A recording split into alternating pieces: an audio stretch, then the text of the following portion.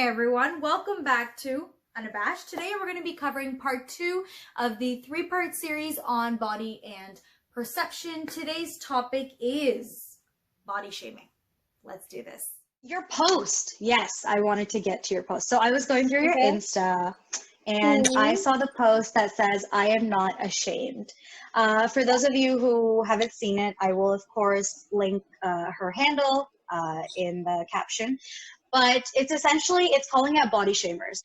And although it's a really nice post, my favorite line from this entire piece that you put out is actually from the caption, which reads, humor shouldn't ever be infused with body shaming. Yeah, I'm just not going to say anything. Like, I want you to take it away on what you're talking about when you say that. Yeah, well, that's because I've experienced this, that people usually, I've seen them hide behind humor. So they'll just body shame me, and then if I react to it, they will be like, oh, you need to learn how to take a joke. Oh, I was just kidding. Right. And I just don't understand this, because is your weight or your skin color, is that something to make fun of? That's not funny. So, and it's like 99% of the times they will hide behind humor. So you can't, like, and again, if you react to it, they'll be all like, oh, you need to take a chill pill. If something's wrong with me and not with them. Yeah. Yeah. And then actually I used to feel this, that, so everybody has insecurities, right? Right. And for the longest time, I was insecure about my weight. Yeah. Now that person who might be body shaming me is not insecure about his or her weight, but he or she might be having his or her insecurities, right? So what if I make fun of that insecurity and just joke around about it? Will they take it in a nice way? They shouldn't. They should speak up. So that's what I basically meant when I said humor shouldn't be infused. So if you want to say something, say it normally. Don't hide behind humor. Right.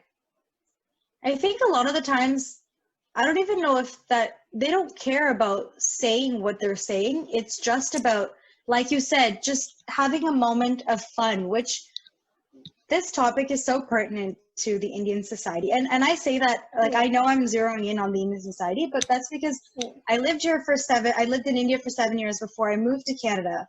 And then I came back to India 2.5 years ago to pursue acting. And I was hoping that now that I'm older, I wouldn't face any of that kind of stuff.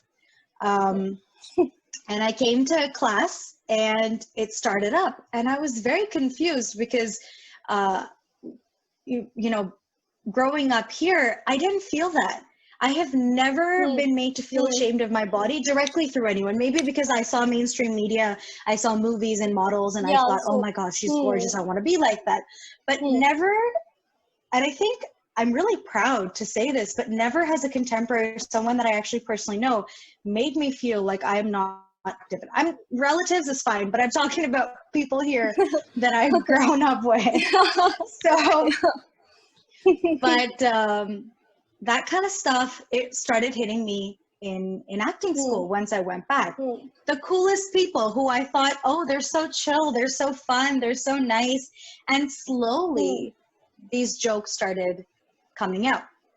And like you said, whether it was obviously, like, I was even heavier than I am right now. So that was usually kind of the main topic that everyone focused on, is that I'm chubby. Yeah, so I was saying it's really easy how negativity can spread. One person will say something mean about my body, and then other people, you know, a couple people are a little comfortable, and then they laugh, and then more people laugh, and then suddenly it's okay to make those jokes because I take it. I mean, she's not, you know, making too big a deal out of it. Also, I did exactly what you did is, I don't want to seem like I'm uptight, like I have a stick up my ass. So I'm going to be very chill and, you know, laugh it off. I'm really cool, you know, I'm okay. It starts to get to you. Yeah. And even those people who seem very aware of why that's wrong, because they've been taught through school or whatever, because, you know, people came from all over the place to this class, to the acting school. they have been taught why it's bad to make fun of people based on their appearance or whatever. But because others were doing it, they just jumped So right they on also that. join. Yeah. It's frustrating, because it's almost like the human condition is like what we've been taught is going to be overpowered by the situation. True. It also feels lonely because you trusted on that person, or you thought that this person is quite nice, or they are on my, they will be on my side, but that doesn't turn out to be. Yeah. And honestly, the realistic side to this also is that we can't make them out to be like really bad guys. Like I'm still friends with a lot of them, and the thing is, I don't know if they mean it in the most, they're just trying to have fun, which it's not an excuse. It's not an excuse. But a lot of them were just genuinely really nice people. So how do you tackle that then? There's a difference between like standing up to a bully and telling them to like you need to stop it, especially when it keeps happening. Yeah. Right. Yeah. Right. How do you do that? Have you had an experience like that? So especially when this becomes like a routine, when every other time this person sees you, they comment on it or they joke about it, as I said. Yeah. After a point of time, you have to at least make them know that you don't encourage this kind of a behavior or these words that are coming from their mouth. So I have realized that when I get angry about it, that's when they start getting defensive. Again, the same thing, oh, we're just joking and all of that. But when I am a little calm, and what works with me is that I just roll my eyes and say, oh, please, that's not funny. That's how I deal with it. So now that's how I deal with it. But I know that's also not enough. And this is just me talking just about friends. Sometimes if there's someone whom you can't really, this is also not love. I mean, with relatives. Yeah. I don't know how to behave with them, how to deal with that when it comes from them. That's very hard. Because my mom, she usually supports me. So the thing is, I have never had to deal with it directly. Yeah. It's always like they've said it in front of you and your mom's kind of stepped up to the plate and said something about it. Or they also know that what kind of a person my mom is. Yeah. So many times so they don't even try. Yeah. Right. Yes. Yeah. No, I think it's extremely difficult. I've seen that if this is happening with someone else and I'm also in that particular room, now at least I support that person. Earlier, I used to be one of those people, just laugh it out. But slowly I started realizing, okay, so now when I face it, it feels so bad. So how can I, if I'm not that person who's being body shamed, how can I just laugh it out?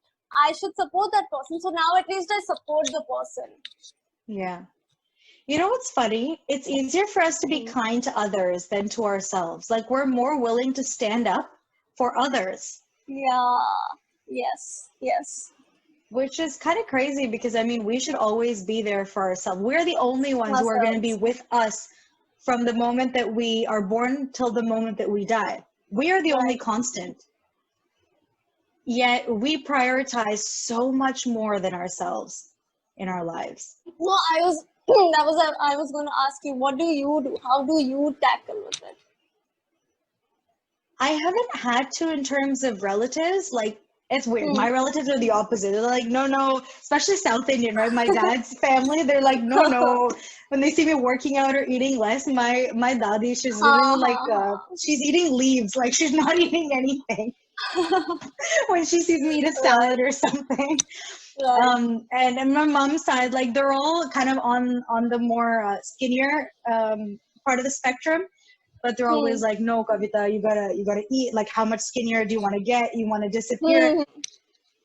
Yeah. And you know what I find is interesting, or not interesting, it's weird, is that I am body shamed in a way that, oh, you're too thin. You have been always told, oh, it's the you're other chubby. way around. So what is this? What do they want? Do they want someone who's perfect? And what is perfect? then that person will be a little dark skinned or too pale. So, so this kind of sometimes motivates me that it's all rubbish. It doesn't matter. Like, there's no and it such thing as actually perfect. doesn't. You can't. Right. Yeah. Yes. Yeah.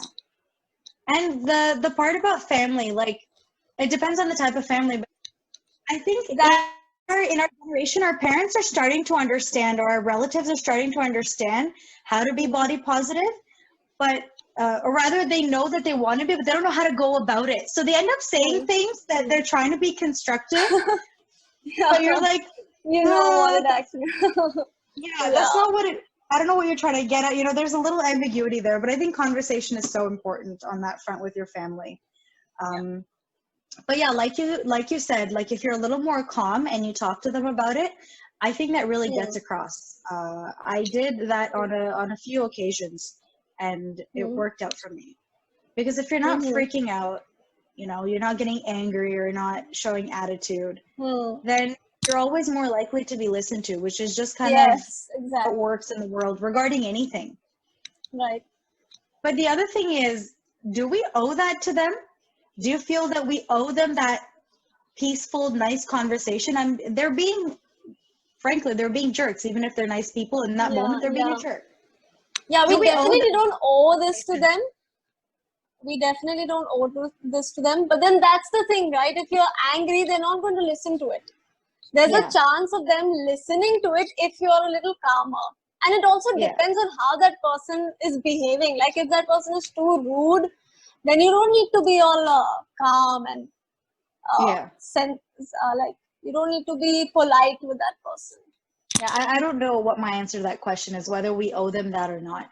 I mean, in a very pragmatic world, no, we don't owe them that patience and that, you know, empathy. But at the same time, if we want the situation to change, the only way I feel is to calmly explain. Because once you get kind of angry, the person's going to get defensive and they're going to feel hurt. And change is not going to come from that. That is what our goal is change. Not simply to vent our feelings, which is, of course, we're on the side of the scale where it's harder for us. But that's just something, I don't know, maybe it's a blessing. Maybe we are blessed with that opportunity to get to change or to do something about it. Yeah, right. Yes. Or at least if you look at it that way, you can live a saner life. It's so easy to say this right now, but when someone says something to you, that's when you feel so angry on the inside. Yeah. And it's so hard. It's so hard to ask for what you want. This is like an entirely different topic that I think we'll get into maybe another day. But anyways.